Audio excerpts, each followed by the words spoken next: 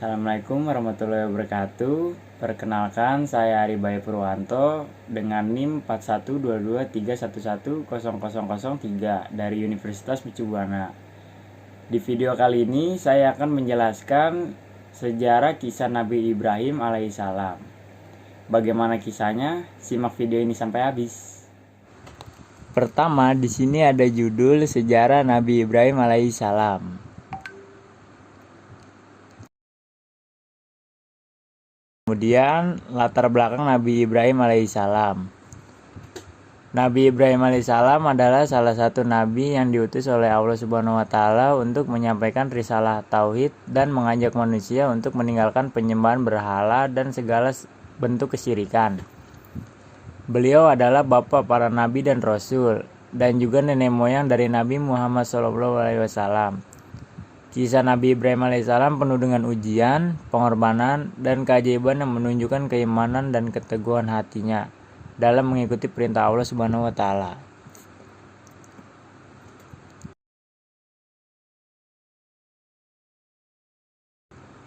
Selanjutnya ada kelahiran Nabi Ibrahim alaihissalam.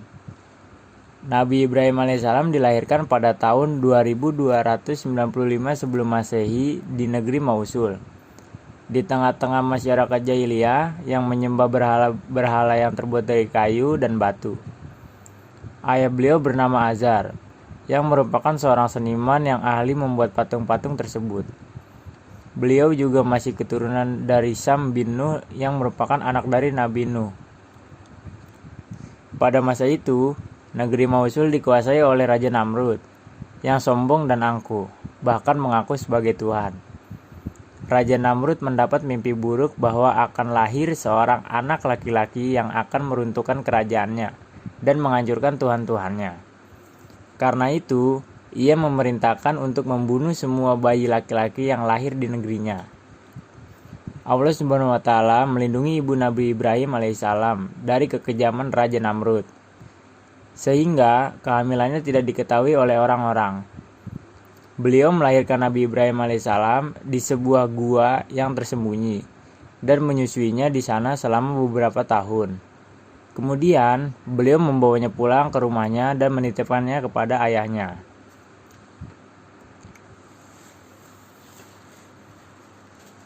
Selanjutnya, ada masa kecil Nabi Ibrahim alaihissalam.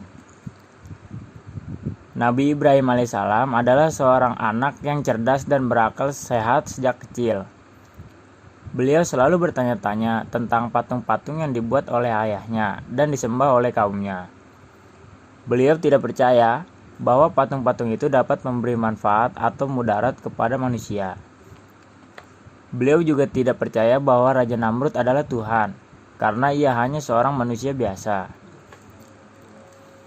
Beliau mulai mencari tahu tentang Tuhan yang sebenarnya, yang menciptakan langit dan bumi, matahari dan bulan, bintang-bintang dan segala makhluk. Beliau mengamati alam semesta dengan teliti dan mendapat bahwa semua ciptaan Allah Subhanahu wa taala bersifat fana dan berubah-ubah. Beliau menyadari bahwa Tuhan yang hak adalah satu, yaitu Allah Subhanahu wa taala, yang tidak beranak dan tidak diperanakan. Tidak ada sesuatu yang serupa dengannya, dan Dia Maha Kuasa atas segala sesuatu. Beliau mulai menyatakan kebenaran tauhidnya di hadapan ayahnya dan kaumnya. Beliau menasihati mereka agar meninggalkan penyembahan berhala-berhala yang tidak dapat mendengar, melihat, atau bergerak. Beliau juga menantang Raja Namrud untuk membuktikan kekuasaannya sebagai Tuhan. Namun, ayahnya dan kaumnya tidak mau mendengarkan nasihat Nabi Ibrahim alaihissalam, bahkan marah dan mengancamnya. Selanjutnya, ada beberapa ujian Nabi Ibrahim alaihissalam. Nabi Ibrahim alaihissalam mendapat banyak ujian dari Allah Subhanahu wa taala dalam perjuangannya menyebarkan risalah tauhid. Di antara ujian-ujian tersebut adalah yang pertama, ada ujian api. Ketika Nabi Ibrahim alaihissalam menghancurkan semua patung-patung di kuil kaumnya, kecuali patung terbesar, sebagai bukti bahwa patung-patung itu tidak berdaya. Kaumnya marah besar dan memutuskan untuk membakar Nabi Ibrahim alaihissalam hidup-hidup di dalam api yang besar. Namun, Allah Subhanahu wa Ta'ala menyelamatkan beliau dengan menjadikan api itu dingin dan damai bagi beliau. Yang kedua, ujian hijrah. Ketika Nabi Ibrahim alaihissalam tidak berhasil mengajak kaumnya beriman kepada Allah Subhanahu wa Ta'ala, beliau memutuskan untuk hijrah meninggalkan negerinya bersama istrinya Sarah dan keponakannya Lut. Beliau berkelana ke berbagai negeri seperti Mesir, Palestina, Suriah, hingga Mekah.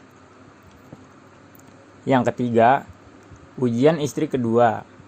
Ketika Nabi Ibrahim alaihissalam dan istrinya Sarah berada di Mesir, mereka bertemu dengan Raja Fir'aun yang terpesona oleh kecantikan Sarah. Raja Fir'aun ini mengambil Sarah sebagai istrinya, tetapi Allah Subhanahu wa Ta'ala melindungi Sarah dengan mengirimkan malaikat Jibril yang menampar Raja Fir'aun setiap kali ia mendekati Sarah. Akhirnya, Raja Fir'aun melepaskan Sarah dan memberinya seorang budak perempuan bernama Hajar sebagai hadiah. Sarah kemudian menyerahkan Hajar kepada Nabi Ibrahim alaihissalam sebagai istri keduanya. Yang keempat, ujian anak. Ketika Nabi Ibrahim alaihissalam sudah tua dan belum memiliki anak, Allah Subhanahu wa Ta'ala mengaruniakan beliau seorang anak laki-laki dan istrinya Hajar yang bernama Ismail.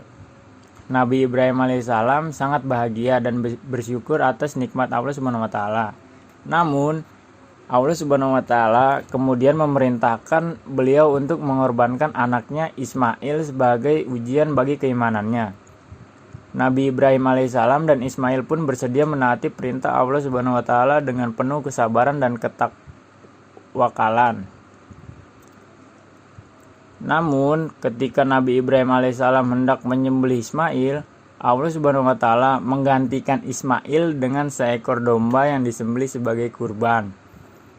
Allah Subhanahu wa Ta'ala pun memuji keikhlasan dan ketaatan Nabi Ibrahim alaihissalam dan Ismail, dan memberikan beliau seorang anak laki-laki lagi dari istrinya Sarah yang bernama Ishak. Yang kelima, ujian pembangunan Ka'bah.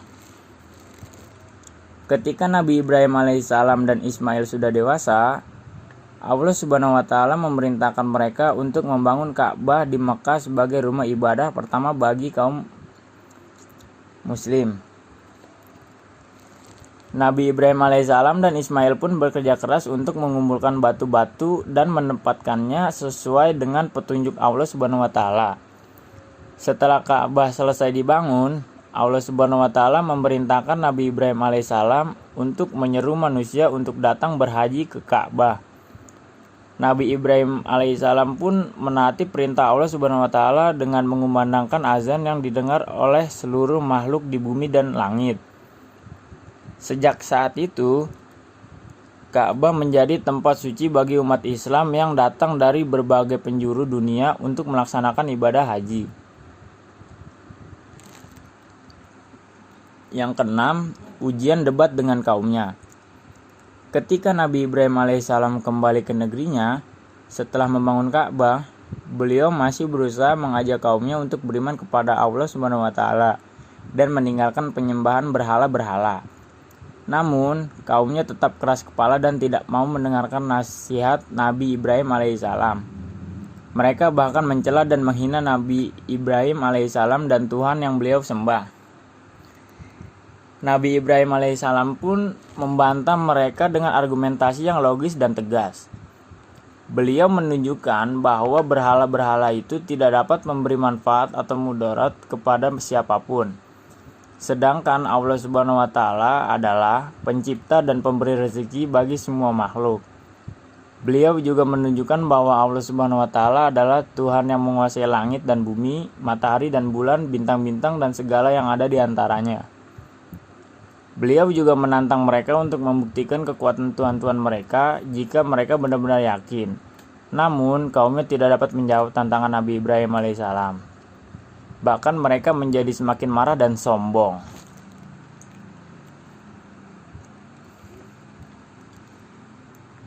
Dan yang terakhir, wafatnya Nabi Ibrahim alaihissalam.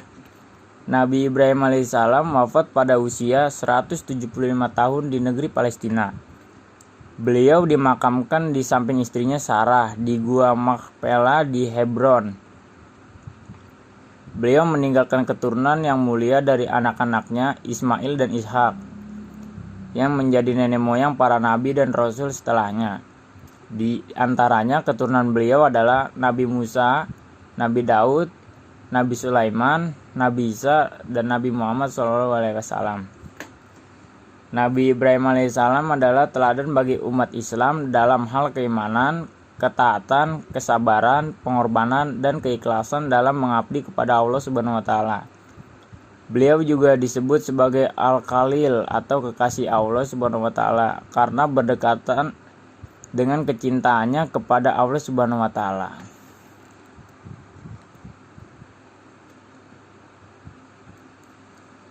Sekian, terima kasih. Nah, penjelasan tadi merupakan sejarah Nabi Ibrahim alaihissalam. Apabila ada kekurangan atau kesalahan kata dari saya, mohon dimaafkan. Sekian dari saya, terima kasih. Wassalamualaikum warahmatullahi wabarakatuh.